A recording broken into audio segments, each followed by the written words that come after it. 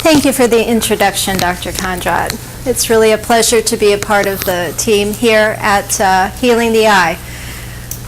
Okay, I'm going to speak up. Can everyone hear me now? Okay, great, excellent. Dr. Conrad talked a lot about nutrition, and interestingly enough, or not, nutrition is really integral to detoxification, which is my subject.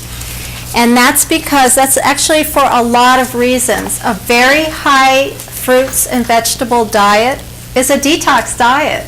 And the reason why that is because fruits and vegetables, they're really mostly water, which is important for detoxification.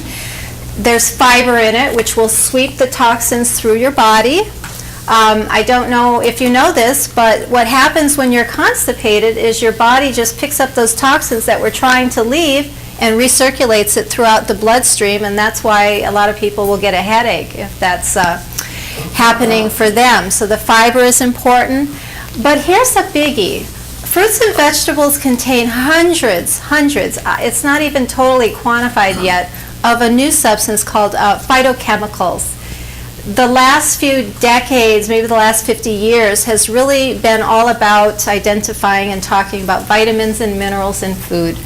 But vitamins and minerals, if you look at an apple, there may be 15 vitamins and minerals in an apple, but there's over 100 phytochemicals. And a lot of those phytochemicals are very important for detoxification.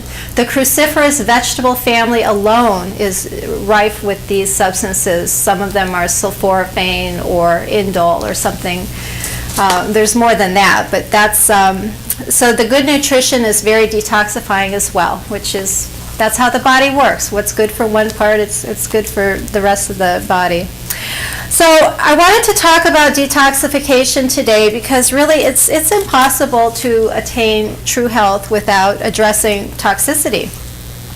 Most cultures had a detox ritual in their culture, like the Finnish saunas or the Native American sweat lodges. And these rituals really were at a time when our environment was not nearly as contaminated as it is now.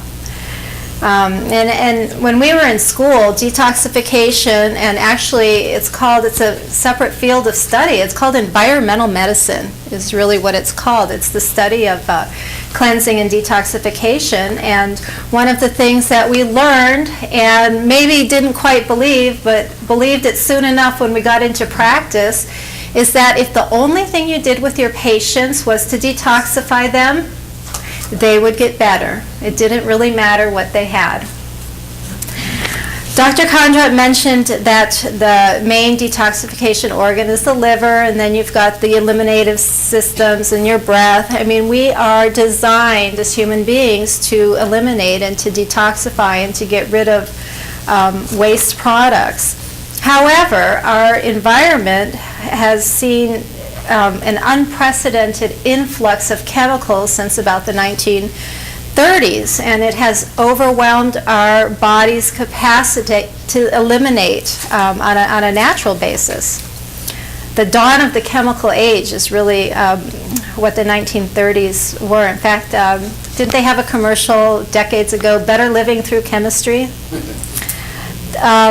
So the toxins that can't get out, what do? Well, they get stored. They get stored in your body. They particularly love fat, and so they will store in your fat. Well, your endocrine system is fat. It's glandular tissue, and so a lot of toxins will get stored in the glands. In particular, mercury loves the thyroid. And one thing I noticed in my practice, I do see a lot of women of a certain age. A lot of women 50 and over, the menopausal years, they'll wind up at around age 50 getting put on thyroid medication for an underactive thyroid. The thyroid was not meant to, crap out at 50. It really was not. There's nothing special about that age. Really, what I believe it is after 50 years, you've accumulated enough toxins to make your thyroid underactive, because the toxins will interfere with the ability for any gland to function properly. This is very important. The brain is mostly fat, about 60%. So toxins, especially heavy metals, are going to be stored there. And this is contributing to our epidemic of Alzheimer's disease. And the media reports that this truly is an up-and-coming epidemic with the Alzheimer's. And the eyes are brain tissue, so the toxicity is directly related to eye problems as well. So what are some other illnesses caused by toxicity? Cancer is a big one. Cancer has now overtaken heart disease as the #1 health problem that we face here. Autoimmune disease, fibromyalgia, chronic fatigue, multiple chemical sensitivity, headaches, joint pain, Alzheimer's, Parkinson's, age-related macular degeneration.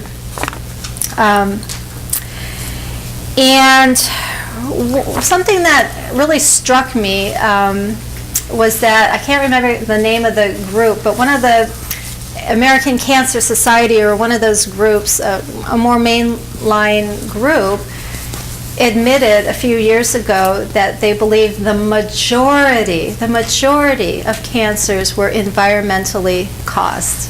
And that was a big statement coming from them.